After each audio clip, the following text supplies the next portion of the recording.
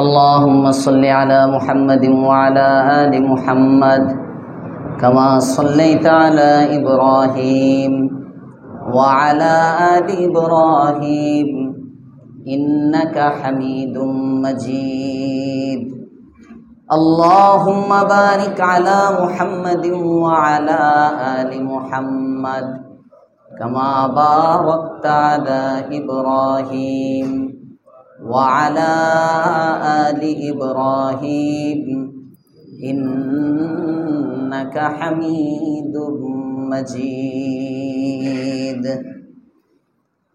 سبحانك لا علم لنا إلا ما علمتنا إنك أنت العليم الحكيم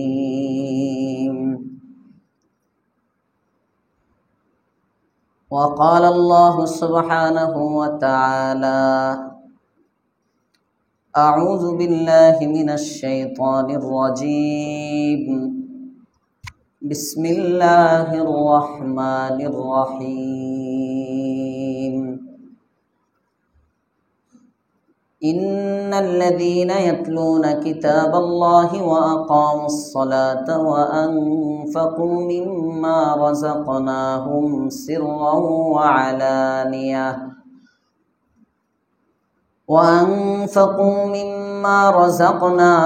سرا وعلانية يرجون تجارة لن تبور قال رسول الله صلى الله عليه وسلم ارحموا من في الأرض يرحمكم من في السماء أو كما قال عليه الصلاة والسلام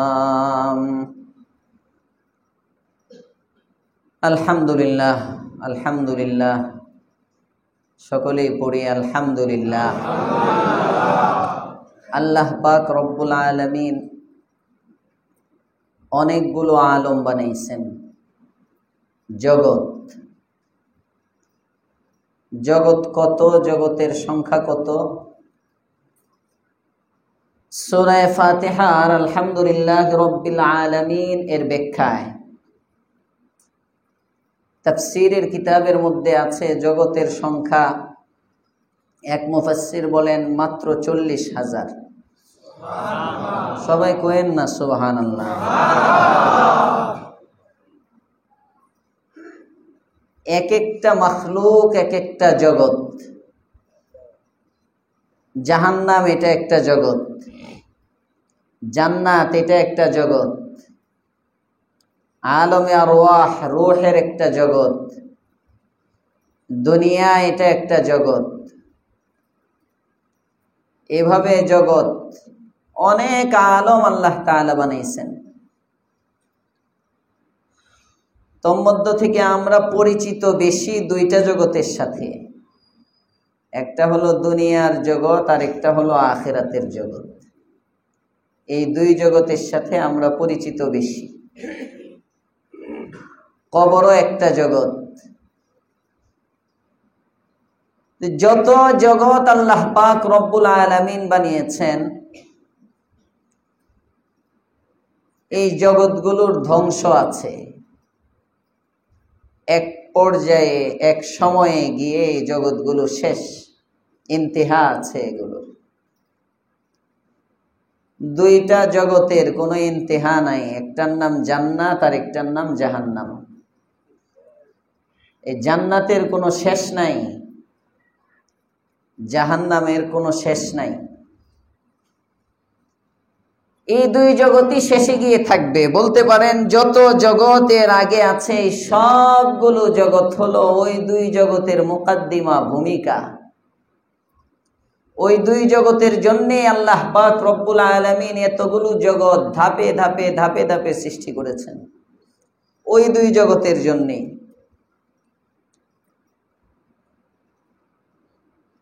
আলমে দুনিয়াতে বান্দা আসে, সব মানুষ আসার পদ্ধতি এক।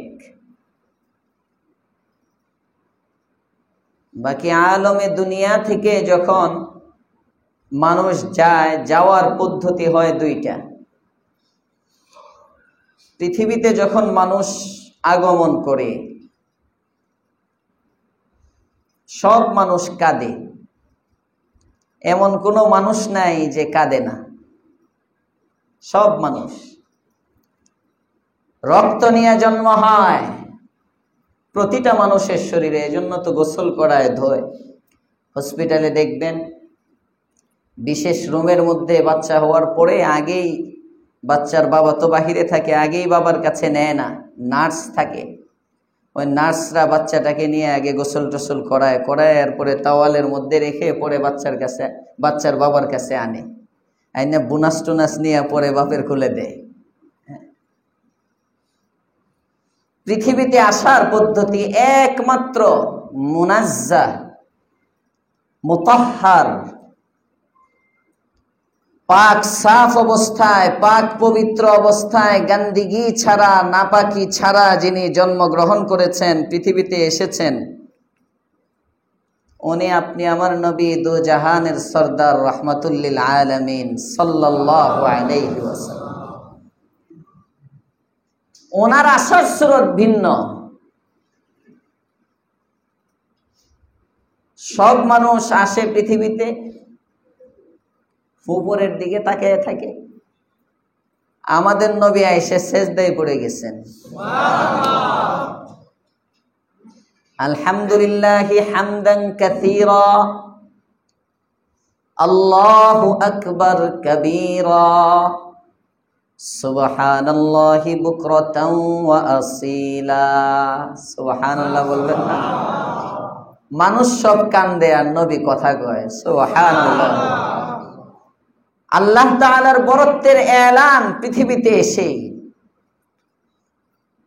খতনা ছাড়া মানুষ জন্মগ্রহণ করে। যাদের মোবাইলগুলো বন্ধ হয় নাই বন্ধ করে দেন, একটু চেক দেন। সামনেতে মোবাইল কারোটা আওয়াজ হইলে ওনারে সহ ওই গ্লাসের বাহিরে পাঠিয়ে দিব। হ্যাঁ, এখন সুযোগ দেওয়া হলো, সবাই একটু চেক দেন। ভুল হইতেই পারে, ভুলে টুলে। আমি আমারটা চেক দিচ্ছি, প্রথমবার যখন আওয়াজ শুনছি যে আমারটা বাজলো কিনা একটু দেখি, আমি চেক দিয়ে আবার দেখছি। আগে তো চাইলেন, ভুল হইতেই পারে, মানুষ ভুলে যায়, এটা মানুষের স্বভাব, ফিতরত। মানুষ ভুলে যায়। ৭৫-এ কি হয়েছে এটা মানুষ ভুলে যায়। ভুলে যায় দেখে তো আবার নতুন করে বিপ্লব সংগঠিত হয়। কথা বলেন ঠিক না বেঠিক? অতীতের বিপ্লবগুলো মানুষ ভুলে যায়, এটা মানুষের স্বভাব, মনে রাখতে পারে না। যদি মানুষ মনে রাখে এক একটা ইতিহাস, প্রত্যেকটা ধাক্কা, তাহলে মানুষ আল্লাহর ওলি হয়ে যায়। সুবহানাল্লাহ। ভুলে যায়। এই ৫ তারিখের বিপ্লবী তো এখনো মাস শেষ হয় নাই, ১ মাস হয় নাই, মানুষ অনেকে ভুলে গেছে, অনেক জায়গায় ভুলে গেছে। এটা আসলে মানুষের স্বভাব, ভুলে যাওয়া। আরেকটা হলো মানুষের ফিতরতের মধ্যে দুনিয়ার লোভ। দুনিয়া মানুষের স্বভাবের মধ্যে এমন ভাবে বসে গেছে। হযরত ইমাম গাযালি আলাইহির রাহমা বলেন, আদ-দুনিয়া জিফা ওয়া তালিবুহা কিলাব। দুনিয়া এটা এমন এক গন্দিগি, এমন নাপাক, মুর্দা, লাশের মতো। জিফা, দুর্গন্ধযুক্ত নাপাক বস্তু, মরা লাশ মনে করেন। ইন্দুর মরা, চিকা মরা, বিড়াল মরা। আর দুনিয়া জিফা, দুনিয়া হলো নাপাকি, গান্দিগি। ওয়া তালিবুহা কিলাব, আর দুনিয়া যে অন্বেষণ করে এটা হলো কুকুর। এখানে আরো কোনো প্রাণীর নাম বলতে পারতেন, বলেন নাই। ওয়া তালিবুহা কিলাব বলছেন, কুকুর। কুকুর ছাড়া যত প্রাণী আছে, সমস্ত প্রাণীর মধ্যে জাতি ভাইয়ের জন্য একটু না একটু মায়া হয়। কাক একটা যদি মারা যায় দেখবেন আর 10টা কাক কা কা কা কা করে শোক পালন করতেছে। দেখছেন কখনো? ওই বিদ্যুতের তারতুরের মধ্যে আগে পড়তো একটা, হঠাৎ করে রাখছে, নিচে পড়ে রয়েছে, দেখেন সমানে কাক এসে কা কা কা কা করে।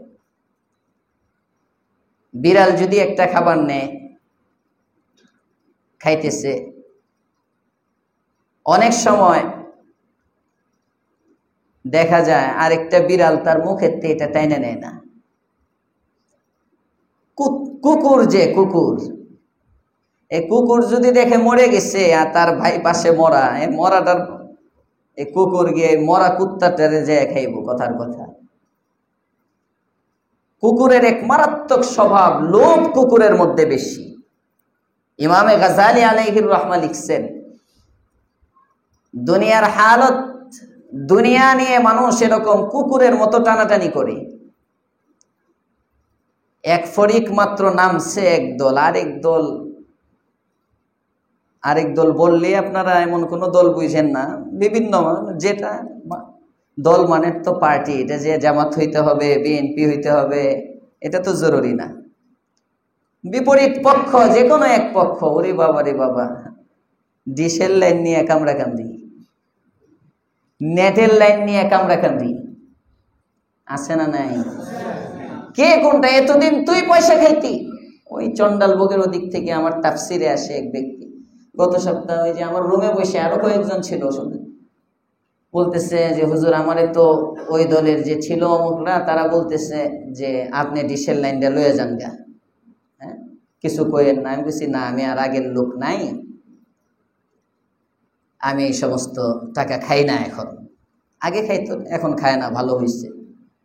তো বিভিন্ন এলাকায় এই বেচারা না ভদ্র খায় না, অনেক এলাকায় বোঝা গেল খায়, ঠিক না বেঠি? কুকুরের স্বভাব, ডিশ নিয়ে মারামারি, নেট নিয়ে মারামারি, কত বড় ফকিন্নি, ছোট লোক। আল্লাহ এদেরকে হেদায়েত দান করুক, বলেন আমিন। তো যে এক ফরিক খাইছে চাঁদাবাজি করে, 1 মাস হয় নাই, যদি শিক্ষা নেয় তাহলে তো আরেক ফরিক চাঁদাবাজি করতে পারে না, কিন্তু তারপরেও অলরেডি আন্ডারগ্রাউন্ডে চাঁদাবাজি শুরু হয়ে গেছে, আন্ডারগ্রাউন্ডে চাঁদাবাজি চলতেছে, হয়তো সামনে আসতেছে না। অন্তর্বর্তীকালীন সরকার, এরপরে প্রত্যেক দলের যারা লিডার আছেন ওনারা খুব কড়া ভূমিকা, নাম্বার পর্যন্ত দিয়ে দিচ্ছে দলীয় উপরের থেকে, যে যদি কাউরে পাওয়া যায় তাহলে এই নাম্বারে যোগাযোগ করবেন, এই করবেন, সেগুলো সবাই একটা কড়া পজিশনে দুর্নীতি মুক্ত সমাজ গড়ার জন্য এগুলো কিন্তু চলতেছে আন্ডারগ্রাউন্ডে, বন্ধ নাই।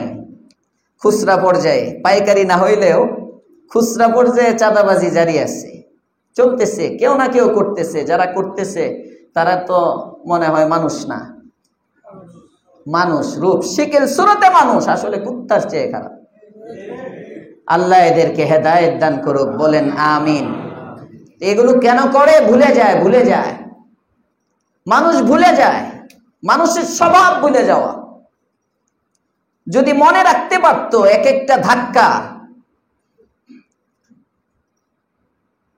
আল্লাহু আকবার। ওয়াজ তো মোবাইল বন্ধ করা নিয়ে আরেক দিকে ছুটছে, এটি আমার ওয়াজ না আজকে, আমি তো আসছি আরেক দিকে কথা বলার জন্য। তো মোবাইল বন্ধ হয়েছে সবার? হ্যাঁ, মসজিদে যখন ঢুকবেন একটু খেয়াল করবেন, অন্যান্য জিনিস যেমন খেয়াল করেন মোবাইলটাও খেয়াল করবেন, অনেক সময় কথা বলতে অসুবিধা হয়। আল্লাহ তাআলা আমাদের সকলকে মসজিদের আজমত রক্ষা করার তৌফিক দান করেন, বলেন আমিন। তাহলে এই সবগুলো জগৎ হলো মুকদ্দিমা, তামহিদ, দুনিয়ার হায়াতে জিন্দেগি। আল্লাহ পাক রব্বুল আলামিন নিজাম দিচ্ছেন, দুনিয়ায় যারা আসে সব এক অবস্থায় আসে, সবাই এক অবস্থায় আসে, কাঁদবে, মাতৃগর্ভ থেকে ভূপৃষ্ঠে পড়বে। তো আখিরাতের জগৎ, পরজগৎ, এই পৃথিবীতে আসার সময় সুরতে সব মানুষ নিষ্পাপ, সুবহানাল্লাহ। আসার সময় কোনো গুনাহ নাই। এজন্যই তো কোনো ইবাদতের ফলাফল এমন হয়, কায়াউমিন রাজাত ওয়ালাদাতহু উম্মুহ।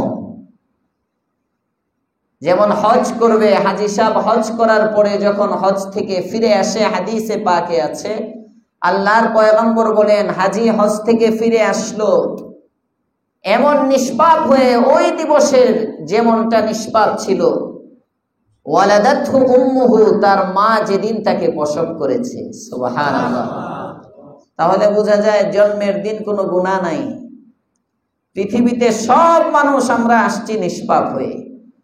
তো যাবার বেলায় সূরত 1 না, যাবার বেলায় কেউ যায় নিষ্পাপ অবস্থায়, কেউ জান্নাতি অবস্থায় যায়, কেউ জাহান্নামী হয়ে যায়। কারো আখিরাত বরবাদ, পাপে ভরা তার জীবন, কারো জন্য অপেক্ষা করতেছে জাহান্নাম,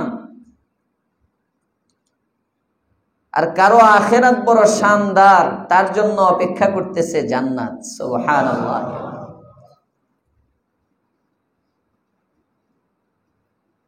কোন ব্যক্তির আখিরাত সুন্দর হয়? যে দুনিয়ার হায়াতে জিন্দেগিকে গনিমত মনে করে দুনিয়ার হায়াতে জিন্দেগিটার মাধ্যমে আল্লাহর সাথে ব্যবসা করে। সুবহানাল্লাহ। মোরা মোরা কে আল্লাহর সাথে ব্যবসা। একটা ব্যবসায়ী এক জায়গায় যদি বিজনেস হয়, এই ব্যবসার মধ্যে কোনো লস নাই, কোনো ক্ষতি নাই, শুধু লাভ আর লাভ। সুবহানাল্লাহ। দুনিয়াবি ব্যবসার মধ্যে লাভের আশঙ্কাও আছে, লসের আশঙ্কাও আছে। তো আল্লাহ পাক রব্বুল আলামিন নিজেই বলেন, ইয়া আইয়ুহাল্লাযীনা আমানু হাল আদুল্লুকুম আলা তিজারাহ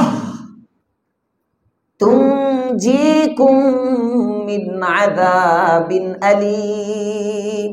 হে বান্দারগণ, হাল আদুল্লুকুম আলা তিজারাহ, আমি কি তোমাদেরকে এমন এক ব্যবসা দেখাবো, তুনজিকুম মিন আযাবিন আলীম, যা তোমাদেরকে যন্ত্রণাদায়ক কঠিন শাস্তি থেকে তোমাদেরকে মুক্তি দিয়ে দিবে। সুবহানাল্লাহ। এমন একটা ব্যবসা আছে। কিছু ব্যবসা তো তুমি করো, যে ব্যবসার মেয়াদ তোমার দলের লোক ক্ষমতায় আছে যতদিন, ততদিন। ক্ষমতায় নাই, ব্যবসা শেষ। ঠিক না বেঠি? ব্যবসা থুয়া পালায়, সব শেষ।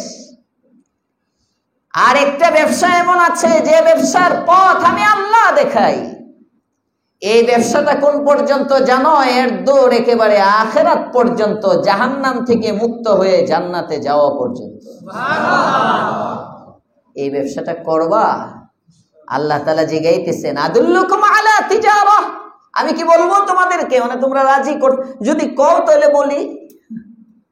মুমিন মুত্তাকি বান্দা, বিচক্ষণ বান্দারা এই ব্যবসা করতে চায়।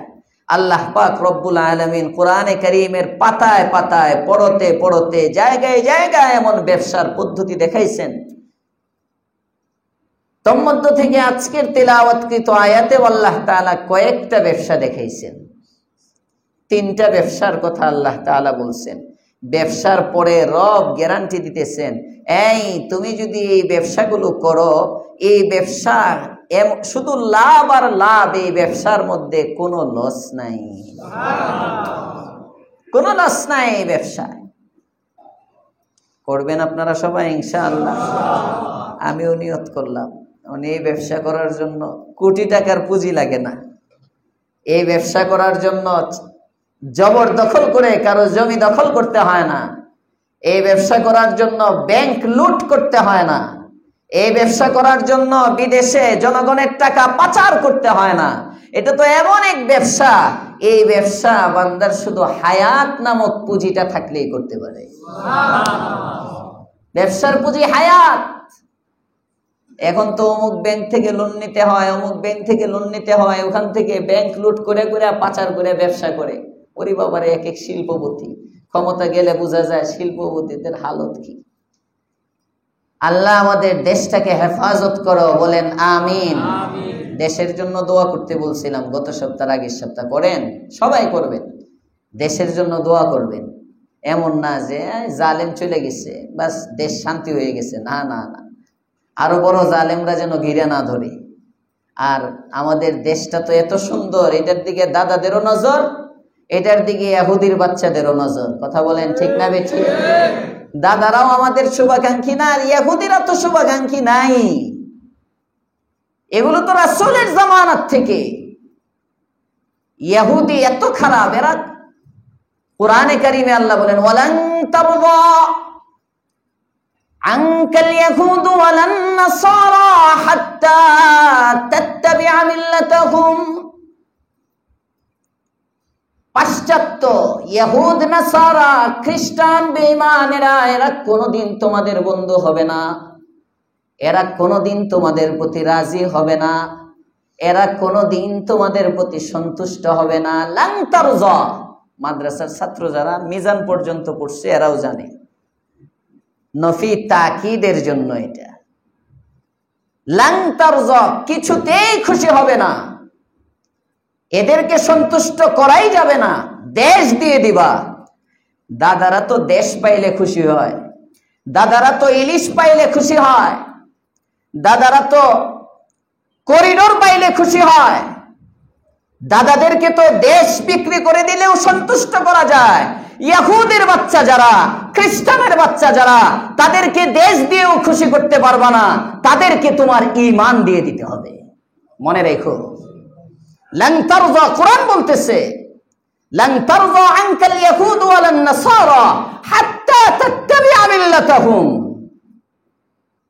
তোমার ঘরের মধ্যে আসবে ইহুদি সভ্যতা, পাশ্চাত্য সভ্যতা, তোমার প্রত্যেকটা রমণীকে রাস্তায় নামাবে, তোমার মেয়ে তোমার সামনে অর্ধ উলঙ্গ হয়ে চলবে, লজ্জা লাগবে না। তোমার বেগম রাস্তার মধ্যে অর্ধ উলঙ্গ হয়ে চলবে, লজ্জা লাগবে না। পাশ্চাত্য এক সভ্যতার নামে পশ্চিমা বিশ্ব যেখানে হাত দেয় সেখানেই নারীদেরকে ল্যাংটা করে রাস্তায় নামিয়ে ছাড়ে। মনে রাখবে, আনন্দ হওয়ার কিছু নাই। লান তারজা আনকাল ইয়াহুদ ওয়ালান নাসারা হাত্তা তাত্তাবিআ মিল্লাতাহুম। তাদের মিল্লত, তাদের কৃষ্টি কালচার, তাদের শিষ্টাচার, তাদের সভ্যতা, যুবকরা তাদের আলোকে, তাদের আদলে, তাদের সভ্যতার আদলে নিজের জীবন সাজাবে। এটার নাম হবে আধুনিকতা, এটার নাম হবে ফ্যাশন। দেখেন না, অনেকের ওরে বাবারে বাবারে কি সুন্দর সভ্য পোশাক, গরমের দিন এত রোদ, এই রোদের মধ্যেও দেখবেন এত মোটা কাপড়ের প্যান্ট, এরপরে শার্ট, হ্যাঁ, পায়ের মধ্যে মোজা, মোজার উপরে এরপরে আবার শু জুতা, এটারে আবার কড়া করে বাঁধে। হ্যাঁ, বাঁধার পরেও যদি বাতাস বুতাস ভিতরে ঢুকে, ভিতরে জায়গায়, এই জন্য প্যান্টেরটা লম্বা করে জুতার নিচ পর্যন্ত প্যান্ট। চিন্তা করে এরপরেও আবার বাংলাদেশের সভ্য বাতাস ভিতরে চলে যায় কিনা, হ্যাঁ, ভিতরে সভ্য বাতাস ঢুকে কিনা। কোমরের মধ্যে আবার একটা বেল্ট, হ্যাঁ, ইন করে তারপরে আবার একটা বেল্টের নাগায়া, এরপরে গলা দিয়ে যদি আবার বাংলাদেশের আবহাওয়া ঢুকে যায়, এই জন্য গলার মধ্যে এটারে কি কয়, কুত্তার জিব্বা একটা লাগায়, তাই না? হ্যাঁ, এইটা গলার মধ্যে চতুর্দিক দিয়ে যেন বাংলাদেশের সভ্য বাতাস ভিতরে ঢুকতে না পারে। কলবের মধ্যে আধুনিকতার ছোঁয়া, ফ্যাশন। মাঝে মাঝে এত টাইট প্যান্ট শার্ট পরে আমাদের মাদ্রাসাগুলোতে যায়, অনেক সময় মাদ্রাসায় দেখা করার জন্য অনেকে যায়, আমার মুসল্লিরা না, এরা যখন যায় ভদ্র, আর প্যান্ট শার্ট পরলে একটু ঢিলা ঢালা পরে, মাঝে মাঝে এত টাইট পরে। তো আমরা মাদ্রাসায় তো আর সোফা নাই, চেয়ার নাই, সব খয়রাতি মানুষ, নিচে বসি হুজুররা। হ্যাঁ, তো হুজুরের সামনে মাঝে মাঝে বসতে চায়, তো বসতে বললে তারা শুয়ে পড়ে, এত টাইট। আরে ভাই, বসতে বলা হয়েছে, শুয়ে পড়তেছে, মানে উনি বসতেই পারেন না এই পোশাক নিয়ে, আছে না নাই? হ্যাঁ, বইতে কইবেন সে শুয়ে পড়বো। এগুলোর নাম সভ্যতা, ফ্যাশন, আধুনিকতা। ছি ছি ছি ছি ছি। রাগ করেন না প্যান্ট শার্ট যারা পরেন, আপনাদেরকে বলি নাই, আমি বুঝাইতে চাইতেছিলাম তারজা আনকাল ইয়াহুদ। শুধু পোশাক পরিচ্ছেদে ইহুদিদের নিদর্শন না, তারা সন্তুষ্ট হবে না। যদি পশ্চিমা বিশ্বের নজর কোন দেশের উপর পড়ে, এই দেশের প্রতিটা মানুষকে, মাযা খাসরাল আলাম বিইনহিতাতিল মুসলিমিন, সাইয়্যিদ আবুল হাসান আলী নদভী আলাইহির রহমান লেখা কিতাব, এটার বাংলা হয়েছে, ইংরেজি হয়েছে, বাংলা নাম কি যে দিছে, মুসলমানের অধপতনে বিশ্ব কি হারালো, মনে হয় এই নামে বাংলা হয়েছে। মুসলমানের অধপতনে বিশ্ব কি হারালো, পারলে কি দেন, বাংলা পাওয়া যায়, এটা কিনে পড়েন, আবু তাহের মেজবাহ সাহেব অনুবাদ করছেন, ভালো আলেম, ওনার অনুবাদ, আদিফ সাহেবের অনুবাদ করা মাজা খাসিরুল আলাম বিইনহিতাতিল মুসলিমিন, এটার মধ্যে এক জায়গায় লিখছেন হযরত সৈয়দ আবুল হাসান আলী নদভী রাহমাতুল্লাহ আলাইহি, পাশ্চাত্য সভ্যতা এটা কোনো সভ্যতা না, এটা হলো আল আদাবুল মাকশুফ তথা ল্যাংটা সভ্যতা। এই ল্যাংটা সভ্যতার দিকে নিয়ে যাওয়ার জন্য বাংলাদেশের মুসলমানদেরকে ইহুদ নাসারা পাইতারা শুরু হয়ে গেছে। কারণ বাংলাদেশের মধ্যে এখনো ইসলাম অনেক সুন্দর চলে, হাত্তাকে সৌদি আরবের চেয়ে, মক্কা মদিনার চেয়েও বাংলাদেশের মুসলমান ইসলাম বেশি পালন করে। কইেন না সুবহানাল্লাহ। মক্কা মদিনার চেয়েও ইসলাম পালন করে বেশি বাংলাদেশের মুসলমান। এই যে এজন্য চিল শকুন সবার নজর এই দেশের দিকে। এই দেশটাকে যদি শেষ করে দেওয়া যায়, এই দেশের সম্প্রীতি যদি নষ্ট করা যায়, এই দেশের মধ্যে যদি গৃহযুদ্ধ লাগিয়ে দেওয়া যায়, এই দেশের মানুষের মধ্যে পরস্পরে মারামারি কাটাকাটি হানাহানি যদি লাগিয়ে দেওয়া যায়, বাস আমরা সফল। আল্লাহ এদেরকে ব্যর্থ করুক, আমাদেরকে সফলতার চূড়ান্ত সীমায় পৌঁছে দেখ, বলেন আমিন। মুহতারাম হাজিরিন, বলতেছিলাম ব্যবসা। আয়াতে কারিমার মধ্যে ব্যবসার কথা বলা হয়েছে। এই ব্যবসার জন্য পুঁজি লাগে না, হায়াত নামক পুঁজি হইলেই চলে।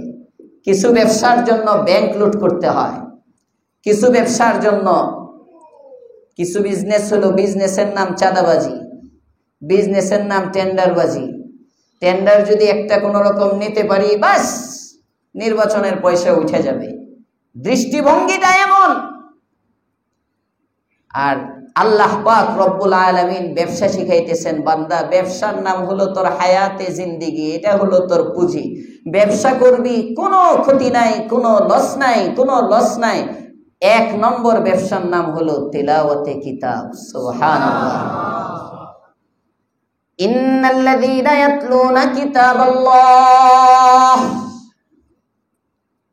ইন্নাল্লাযীনা ইয়াতলুনা কিতাবাল্লাহ, তোমাকে এমন একটা কিতাব দিয়েছি যে কিতাব আমি পূর্ববর্তী কাউকে দেই নাই। অন্যান্য কিতাবগুলো পড়লে কোনো সওয়াব ছিল না, ওইগুলো মানলে সওয়াব। আর তোমাকে আমি এমন এক কিতাব দিয়েছি, এটা মানলে তো সওয়াব আছে, কিন্তু মানার আগে না বুঝা পড়বা, পড়লেও আমি আল্লাহ নেকি দিতে থাকবো। ইয়াতলুনা কিতাবাল্লাহ। তাওরাত এটা শুধু পড়লে সওয়াব নাই, জাবুর এটা শুধু পড়লে সওয়াব নাই, ইনজিল এটা শুধু পড়লে সওয়াব নাই, মানলে সওয়াব। আর কোরআনে কারীম শুধু পড়ে বুঝে না, পড়ে আলিফ লাম মিম। এক মুফাসসির বলেন, এতটুকুন পড়ছে তার আমল নামায় 90টা নেকি আল্লাহ দিয়ে দিচ্ছেন। যদিও বাহ্যিক ভাবে দেখা যায় এখানে অক্ষর 3টা, আলিফ লাম মিম, কিন্তু মুফাসসির বলেন আলিফ উচ্চারণ করতে 3টা অক্ষর লাগে, আলিফ লাম ফা। লাম উচ্চারণ করতে 3টা অক্ষর লাগে, লাম আলিফ মিম। মিম উচ্চারণ করতে 3টা অক্ষর লাগে, মিম ইয়া মিম। এজন্য যারা পড়ায় আলিফ বা তা, এখানে আলিফ, এই যে আলিফ লাম ফা, আলিফ 3 অক্ষর মিলে আলিফ হইছে, লাম একটু টান দিয়ে পড়ায়, লাম আলিফ মিম 3 অক্ষর মিলে লাম হইছে, মিম মিম ইয়া মিম 3 অক্ষর মিলে মিম হয়। আল্লাহর পয়গম্বর বলছেন এক একটা অক্ষরে 10টা নেকি। তো এখানে 3 অক্ষর বাহ্যিক ভাবে দেখা গেলেও এর মধ্যে যেহেতু অক্ষর আছে মূলত 9টা, আলিফ লাম মিম পড়বে, বুঝে না এর মধ্যে কি বলা হয়েছে, তারপরেও আমল নামায় 90টা নেকি আল্লাহ দিয়ে দিবেন। হুজুর নেকি পায়া সংসার চলবে? নেকি দিয়ে তো সংসার চালানো যায় না। আমার উস্তাজে মুহতারাম হযরত মুফতি সাহেব হুজুর দামাত বারাকাতুহুম আলিয়া, মুফতি দিলাওয়ার সাহেব হুজুর একদিন বলছিলেন, আমাদের দর্শে নিজামিতে একটা কিতাব পড়ায়, গুলিস্তা, ফার্সি শেরের কিতাব। এখানে হযরত শেখ সাদি আলাইহির রহমান দামি দামি উপদেশ, খুব মূল্যবান উপদেশ। তো এক হুজুর পড়ায়, শের একটা পড়ায় এটার দাম 50,000 টাকা। আর একটা পড়ায় পান আছে, উপদেশ আছে, এই উপদেশটার দাম 1 লক্ষ টাকা। আরেকটার দাম 2 লাখ টাকা, এরকম বলে পরে। ছাত্র একটা গরিব মানুষ, মাদ্রাসায় তো ধনী গরিব সবাই পড়ে, এক জামানায় খালি গরিবরাই পড়তো। এখন ধনীরাও আসে, কিছু বুঝতেছে না মাদ্রাসা শিক্ষাটাই প্রকৃত শিক্ষা, অনেকে বুঝতেছে মানুষ বানানোর শিক্ষা। আল্লাহ আরো বুঝার তৌফিক দেন, বলেন আমিন। তো গরিব মানুষ বেচারা জুতা ছিঁড়ে গেছে, জুতা সেলাই করতে পারতেছে না, মুচির কাছে গেছে জুতা নিয়ে। তো জুতা সেলাই করার পরে মুচি টাকা চায়, 2 টাকা দাও, আমি তোমার জুতা সেলাই দিছি। বেচারার কাছে টাকা নাই, ও শের একটা শোনায় দিছে, আকাশকে বদিনার দেরাম খায়ের নায়ান্দুখ সারা আকিবাতান দরসারে দিনার দেরাম কার শোনায় দিছে। এবারে কই কি কো, আমার টিয়া দাও। খাহি কে মুতামাত্তি শাবি আজ নিয়ামতে দুনিয়া বা খালকে করম কুঞ্চ খুদা বাত করম কার। এ শের শোনায় কয়, এইটা 2টা যে শোনাইছি, এক একটা 50,000 করে 1 লাখ। তুই পাইবে আমার কাছে 2 টাকা, আমি তোমারে দিলাম 1 লাখ। কই বেটা জুতা থুয়ে আনতে যা, টিয়া নিয়ে আইসে জুতা নিবি। বেচারা তো এতয়া আরেক গেছে ক্লাসের মধ্যে, মন টন খারাপ। তো হুজুর আবার পড়াইতেছেন, হুজুরের অভ্যাস অনুযায়ী বলতেছেন, এটার দাম আজকে 3 লাখ। হুজুর মিশা কথা আর কইেন না, 2 টাকার জুতা ছুটাই আনতে পারলাম না 1 লাখ টাকার শেপ দিয়ে, আর আপনি বলতেছেন এটা 3 লাখ। হুজুর বুঝছেন ঘটনা তো অন্যটা। এবার হুজুর তার হাতে একটা ডায়মন্ড হীরা দিছেন, দিয়ে বলতেছেন, এই তুমি এটা প্রথমে ওই মুচির কাছে নিয়ে যাইবা, মুচির কাছে নিয়ে বলবা, এই নাও তোমার এইটা দিই, তুমি আমার জুতাগুলো দিয়ে দাও। তো মুচি ওখানে বসে থাকে, ও হীরার কদর কি বুঝে, এত হীরা চিনে না, এটা কি। গেছে ফিটকা মেরা ফেলাই দিছে, বেটা 2 টাকা দরকার, আমার টাকা দিয়ে তারপরে জুতা নিতে আয়। নিয়ে গেছে এটা। এবার হুজুর বলেন, যাও অমুক দোকানের মধ্যে যাও, বাজারে অমুক স্বর্ণকারের দোকানে যাও, ওই জায়গায় গিয়ে এটা দেখাও, কত দাম বলে শুধু শুনবা, খবরদার বেচবা না, বলবো আমার হুজুরের কাছে জেনে আসি। তো দোকানে নিয়ে গেছে, এটা তো দেখে পরীক্ষা টরীক্ষা করে যখন দেখে 1 নম্বর, কেউ বলে 5 লাখ, কেউ কয় 10 লাখ দেই, দাম শুধু বাড়ে। ছাত্র কয়, আমার উস্তাদ জিরে জিজ্ঞেস করে আসি, তুমি এখানে থাকো। আসছে, কয় বুঝছো? কয় হুজুর বুঝছি। কি বুঝছো? সব জিনিসের কদর সবাই বুঝে না, কথা বলেন ঠিক না বেঠিক? কিমতে হার চিজের দানে কে চিজ, কিমতে হার চিজের দানে কে চিজ, কিমতে খুদরা নাদানি আহমকিস্ত। এটাই হযরত আরেফ বলেন, সব জিনিসের মূল্য সবাই বুঝে না। তা আমরা মানুষ, আমরা হায়াতে জিন্দেগির দাম বুঝি না। সব জিনিসের দাম বুঝলাম, বাড়ির দাম বুঝলাম, এজন্য বাড়ির জন্য পাগল। গাড়ির কদর বুঝি, এজন্য গাড়ির জন্য পাগল। নারীর দাম বুঝি তো নারীর জন্য পাগল। দুনিয়ার সমস্ত চিজ ও আসবাবের কদর আমার কলবের মধ্যে আছে, এজন্য আমি শুধু দুনিয়া দুনিয়া দুনিয়া। কিন্তু জান্নাতের কদর বুঝলাম না, আখিরাতের কদর বুঝলাম না। আমার হায়াতে জিন্দেগিটা যে কত দামি, এর দাম বুঝলাম না। এজন্য এই জীবন ব্যয় করে আমি আখিরাত অর্জন করতে পারলাম না। পক্ষান্তরে নবী বলেন, যে ব্যক্তি নিজের হায়াতে জিন্দেগির কদরটা বুঝে যাবে, হায়াতে জিন্দেগিটাকে কাজে লাগাবে, আল্লাহ পাক রব্বুল আলামিন তাকে এমন দামি বানাবে, মৃত্যুর সময় ফেরেশতা রিসিভ করে করে তাকে জান্নাতের মধ্যে ঢুকিয়ে দিবে। আল্লাহর মেহমানদারির জন্য জান্নাতে। তো হুজুর তেলাওয়াত করে না, এটা পরে জান্নাত পাবো, দুনিয়া চলবে না। এর জবাব আল্লাহর রাসূল বলেন, আরে কোন ব্যক্তি যদি কোরআনে কারীমের তিলাওয়াত করে, আপনি আল্লাহর কাছে দোয়া করে চাইতেছেন, ইয়া আল্লাহ আমাকে একটা বাড়ি দাও, আপনার পাশে একজন চায়, ইয়া আল্লাহ আমারে 5 তলা একটা বাড়ির মালিক বানাও। আরেকজন বলে, ইয়া আল্লাহ আমার সন্তান নাই, আমাকে সন্তান দিয়ে দাও। আরেকজন বলে, ইয়া আল্লাহ ব্যবসা মন্দা, ব্যবসা ভালো করে দাও। আরেকজন দোয়া করে, ইয়া আল্লাহ এটা দাও ওইটা দাও। এই যে যত মানুষ যত দোয়া করতেছে, আপনার কোনো দোয়া নাই, কিচ্ছু নাই, দুনিয়ার ফিকির নাই, আপনার এক ব্যবসা তিলাওয়াত। আপনি শুধু তিলাওয়াত করেন, তিলাওয়াত করেন, তিলাওয়াত করেন। আল্লাহর পয়গম্বর বলেন, এই পৃথিবীর সব মানুষগুলো রবের কাছে যা চায় তেলাওয়াতকারী বান্দাটাকে চাওয়া ছাড়াই আল্লাহ তা দিয়ে দেন। আতাইতুহু আফযালা মা উতিয়া সাইলিন, আমি সমস্ত মানুষ মিলে আমার কাছে যা চাবে তার মধ্যে শ্রেষ্ঠ বস্তুটা আমি তেলাওয়াতকারীকে দিব। ব্যবসাটা লাভের না লসের? পড়বেন তিলাওয়াত ইনশাআল্লাহ। প্রতিদিন অন্তত একটা আয়াত করে পড়েন ফজরের পরে। এক সময় তিলাওয়াতের আদত ছিল, মুরব্বীদের কাছে শুনি, আমরাও দেখি কম। ঢাকা শহরে তৈরি গ্রামে গঞ্জে ফজরের নামাজের পরে ঘরে ঘরে কোরআনে কারীমের তিলাওয়াতের আওয়াজ আসতো, ঘরে ঘরে কোরআনের তিলাওয়াতের আওয়াজ আসতো ফজরের পরে। মহিলারাও পড়ে, পুরুষও পড়ে। এই মানজার, এই দৃশ্যগুলো এখন আর দেখা যায় না। আর ঢাকা শহরে তো রাত 3টার দিকে তাকাইলেও দেখবেন অনেক বাড়ির মধ্যে বাতি জ্বলতেছে, আর ফজরের সময় লাইট দেখা যায় না। অধিকাংশ বাড়িতে ফজরের সময় অন্ধকার খবর। আল্লাহ হেদায়েত দান করুক, বলেন আমিন। তো 1 নম্বর ব্যবসার নাম তেলাওয়াত করব ইনশাআল্লাহ। 2 নম্বর ব্যবসা ওয়া আকামুস সালাহ, যারা নামাজ পড়ে। 2 নম্বর ব্যবসার নাম কি? নামাজ। নামাজ। এই যে এত মুসল্লি জুমার মধ্যে আসরের সময় 2 তালার 1 কাতারও পড়ে না। এই সব মানুষ ছড়ায় ছিটায় কি আসরের আগেই যার যার জায়গায় চলে যায়? কর্মব্যস্ততা এত বেশি, আমার মনে হয় না। অন্তত শুক্রবার দিন আসরের নামাজে 2 তালা হলেও তো ভরার কথা। এই জুমাতে বাহিরেও জায়গা হয় না, তাদের আসর যায় কোথায়? নাকি আল্লাহ মাফ করে দিচ্ছে? হায় হায় হায়, মনে হয় এই হাদিস ভালো করে বুঝছে। আল জুমাতু ইলাল জুমা কাফফারাতুন লিমা বাইনাহু। এক জুমা পড়বে তো আরেক জুমা, এই 2 জুমার মাঝের সমস্ত গুনাহ আল্লাহ মাফ করে দিবে। সুবহানাল্লাহ বললেন না যে? আরে হাদিস এটা আছে, হাদিস আছে। তো এটার দ্বারা কি এই গুনাহ, এই কবিরা গুনাহ, এটা বুঝাইছে? এই কাফফারাতুল লিমা, সগীরা গুলো আল্লাহ মাফ করে দিবে। সগীরা ছোট ছোট কোনো ভুল অপরাধ যদি হয়, এগুলো। কবিরা তো তাওবাই লাগবে।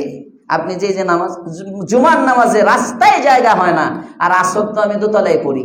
আসলে খুব কম, হঠাৎ হঠাৎ কোন সপ্তাহে দেখি 1-1.5 কাতার, হঠাৎ 1-1.5 কাতার হয়। অধিকাংশ সময় 5-6 জনে আমরা 2 তলায় নামাজ পড়ি, অধিকাংশ সময়। আল্লাহ সকলকে নামাজ পড়ার তৌফিক দেন, বলেন আমিন। নামাজ ঠিক, সব ঠিক। মনে রাখবেন, নামাজ ঠিক হবে তো চরিত্র ঠিক হবে।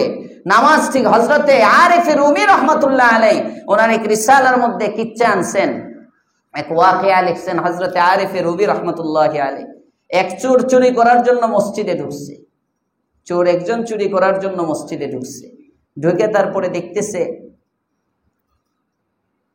বাদশা, ওই জামানার বাদশারা তো নামাজ পড়তো। এখন তো যত বেড়া নেতা তত মসজিদ থেকে দূরে, ঠিক না বেঠি?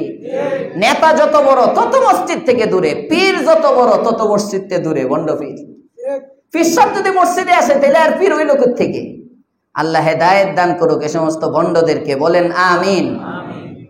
নামাজের মধ্যে আসছে নামাজ পড়ার জন্য। তো বাদশাহ নামাজ পড়ে যাইতেছে, তার উজিরকে বলতেছে, উজির, মেয়ে তো বিয়ের উপযুক্ত হয়ে গেছে। চোর আসছে চুরি করার জন্য। বাদশাহ বের হয় শুনে। সবার শেষে বাদশাহ বের হইতেছে, মন্ত্রীকে বলে, উজির, মেয়েটা তো আমার বিয়ের উপযুক্ত হয়ে গেছে, তার জন্য ভালো একটা পাত্র দেখো। কেমন পাত্র চান? দিনদার পাত্র, তাকওয়া মুত্তাকি পাত্র। মুত্তাকি পাত্র চিনবো কিভাবে? চিনবা যে ব্যক্তিকে দেখবা 40 দিন পর্যন্ত তাকবীরে উলা মিস নাই, বুঝবা এটাই আল্লাহওয়ালা বুজুর্গ। সুবহানাল্লাহ। চোর এটা শুনছে, চুরি করে আর কয়দিন চলবো, যাক বাদশার মাইয়ারে বিয়ের চান্সটা নিতে পারি কিনা। প্রশ্ন আউট হয়ে গেছে। পরে এশার নামাজ, পরদিন ফজরের নামাজের থেকে তো চোর একদম আল্লাহর ওলি, একদম সুন্দর সাদা কাপড় লাগায় সামনের কাতারের মুসল্লি। 1 দিন 2 দিন 3 দিন 4 দিন 10 দিন 20 দিন 30 40 দিন হয়ে যায়। 40 দিন, 40 দিন পর্যন্ত সে নামাজ পড়ে। 40তম দিনে মন্ত্রী তাকে ওই নিয়ে যাবে বাদশার কাছে। চলো যাই বাদশার কাছে। কেন? একটু কাজ আছে। কেন? কাজ আছে, চলো। গেছে। বাদশাহ ওখানে বলে যে এই বুজুর্গ মানুষ 40 দিনে এদিক দিয়ে তার দিলের হালত এমন। হযরতে আরিফ রুমি বলেন, বাদশার মেয়ে অফার দেয়। বাদশাহ এবার ছেলেটা বলে, বাদশাহ আসলে আমি ছিলাম একটা চোর, কোনো বুজুর্গ না, আসছিলাম চুরি করতে। তো 40 দিন তাকবীরে উলায় নামাজ পড়ছিলাম আপনার মেয়ে পাওয়ার জন্য, কিন্তু এই তাকবীরে উলায় নামাজ পড়ে আমি যে বাদশাহী পেয়ে গেছি, এই বাদশাহীর সামনে তো আপনার এই রাজত্ব কিছুই না। খবরদার আমাকে বিরক্ত করবেন না, আমি আপনার মেয়েরে বিয়ে করতে পারবো না।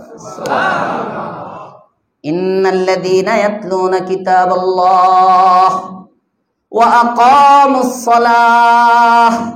2 নম্বর ব্যবসা নামাজ পড়া। নামাজ পড়েন, ওযুর সাথে পড়েন, ভালোভাবে পড়েন। নামাজের আরকান, শারায়েত, তাহারাত, নাজাফাত, সুনান, মুস্তাহাব্বাত গুলো আদায় করে নামাজ পড়েন, দেখবেন 40 দিনে জিন্দেগির মোড় ঘুরে গেছে। এখন তো নামাজ পড়ি আমরা, নামাজের সূরা ঠিক নাই, কেরাত ঠিক নাই, সুন্নত নাই, ফরজ নাই, ওয়াজিব নাই, যে কারণে নামাজ তো অনেক পড়ি, হুজুর ইবাদত তো করি, যা আমল বলেন সব করি, কাজ তো হয় না, তোমার নামাজই তো হয় না। মুফতি সাহেব হুজুর এক কিচ্ছা শোনাইছেন, ওয়াকিয়া বলতেছেন, একদিন কই দেখো এক ছেলে প্রেমে আক্রান্ত, প্রেম, 18 বছর বয়স মাত্র, যে বাপরে কয় অমুক মাইয়ের আমি ভালোবাসি, আমারে বিয়ে করে দিতে। বাপে তো পড়ছে বিপদে, বিপদে পড়লে তো হুজুরের কাছে দরকার হয়। এখন হুজুরের কাছে আসছে, হুজুর আমি কোনোভাবেই বুঝাইয়া পারতেছি না, 18 বছরের ছেলে মাত্র, হ্যাঁ, যদি এখনই তারে বিয়ে করাই মাইনসে কি বলবো, আপনি একটু বুঝাইয়া দেন। হুজুরের কাছে আসছে, হুজুর তারে বুঝাইয়া শোনায়, কয় এক কাজ করো, ঠিক আছে। ছেলে আইসা কয়, হুজুর আমার আব্বারে আপনি বুঝান। বাপে কয় ছেলে, মানে ছেলেরে বুঝান, ছেলে বলে আব্বারে বুঝান। তো হুজুর মাঝখান দিয়ে ছেলেরে বলতেছে, ঠিক আছে এক কাজ করো, তোমার আব্বারে আমি বুঝাবো, 40টা দিন অপেক্ষা করতে পারবা? পারবো। 40 দিন, তাহলে তুমি 40 দিন পর্যন্ত আমার পিছনে নামাজ পড়বা। ঠিক আছে হুজুর। প্রতিদিন ছেলে নামাজ পড়ে। 38 দিন হয়ে গেছে। 38 দিন মনে মনে হুজুর বলতেছে আর 2 দিন আছে। যাক, হুজুরের তো ধারণা 40 দিন যদি তাকবীরে উলার সাথে নামাজ পড়ে, আমল করে, এর ভিতরে কোনো পর নারীর প্রতি লোভ থাকতে পারে না, অবৈধ প্রেমের মধ্যে জড়াইতে পারে না, এত বুজুর্গ হয়ে যাবে। হুজুরের টার্গেট হলো এটা। 38 দিনের এশান নামাজের পরে হুজুরের রুমে ছেলে গিয়ে কয়, হুজুর কাজী সাহেবকে আমি খবর দিব না, আপনিই দেখবেন। হুজুরের মাথায় তো আসমান ভাঙা পড়ছে, কয় কি হয়েছে, মানে না আর 2 দিন আছে, মানুষের দাওয়াত টাওয়াত দিতে হবে, আত্মীয় স্বজনকে জানাইতে হবে, বাজার সদাই করতে হবে, প্রস্তুতির ব্যাপার আছে। তো প্রস্তুতি কিছু আপনি নেবেন না, সব আমার দায়িত্বে। কোনটা? হুজুর কয় ব্যাপার কি, তুমি নামাজ 38 দিন যাবত পড়ছো? কয় পড়ছি তো। হুজুর কয় ওযু করছিলা নি? হুজুর আপনি তো নামাজ পড়তে বলছেন, ওযু তো করতে বলেন না। আমাদের নামাজের হালত এখন এমন, আমরা তাহাজ্জুদ পড়ি, হুজুরদের বয়ানের মধ্যে যখন শুনি তাহাজ্জুদ সব মাসআলার সমাধান, কিন্তু আমাদের ফুস হয়ে যায়, কারণ হলো কেরাত ঠিক নাই। সূরা ফাতিহা পড়তে যায় 23টা ভুল, সূরা নাস পড়ে, সূরা নাসের মধ্যে 24টা ভুল হয়, সূরা কাউসার সহিহ না, কেরাত নামাজের মধ্যে ফরজ। আপনি কেরাত ছাড়া নামাজ পড়বেন, সারা জিন্দেগি তাহাজ্জুদ পড়লে ওই তাহাজ্জুদে আপনার লাভ হবে না। আল্লাহ আমাদেরকে কোরআন শুদ্ধ করার তৌফিক দেন, বলেন আমিন। 1 নম্বর ব্যবসা তেলাওয়াত, 2 নম্বর ব্যবসা, 3 নম্বর ব্যবসা আনফাকু মিম্মা রাযাকনাহুম সিররান ওয়া আলানিয়া। এই বান্দা, তোমার চলার জন্য আমি আল্লাহই তোমাকে কিছু সম্পদ দিয়েছি, আমি আল্লাহ তোমাকে কিছু সম্পদ দিয়েছি, আমার এই সম্পদ থেকে প্রকাশ্যে এবং গোপনে খরচ করো। সুবহানাল্লাহ। এটা একটা ব্যবসা। সবাই মনে করে খরচ করলে কমে, আল্লাহ তাআলা বলেন খরচ করলে বাড়ে। সুবহানাল্লাহি ওয়া বিহামদি। আনফাকু মিম্মা রাযাকনাহুম সিররান ওয়া আলানিয়া। মসজিদে খরচ করো, মাদ্রাসায় খরচ করো, আত্মীয় স্বজনকে দেওয়ার কাজে খরচ করো, একজন পানি পায় না পানি দিয়ে খরচ করো, যখন যে প্রয়োজন আসে মানুষের পাশে দাঁড়াও। আল্লাহর পয়গম্বর বলেন ইরহামু মান ফিল আরদ, এই জমিনবাসীর উপর তুমি দয়া করো, ইয়ারহামকুম মান ফিস সামা, আসমানে যারা আছে তারা তোমার উপর দয়া করবে। শুধু আল্লাহ দয়া করবেন না, সমস্ত ফেরেশতা তোমার প্রতি দয়াদ্র হবে, আল্লাহ তাআলাও তোমার প্রতি দয়া করবেন। শর্ত হলো তুমি মানুষের প্রতি দয়া করো। এমন এক দয়া উদারতা দেখানোর এক সুযোগ আমাদের চলতেছে। এই সুযোগ আজকে আসা পর্যন্তই, গত সপ্তাহ দাওয়াত পৌঁছেছিলাম। আজকে এশার নামাজের পরে আমাদের মসজিদ কমিটির সদস্য ওই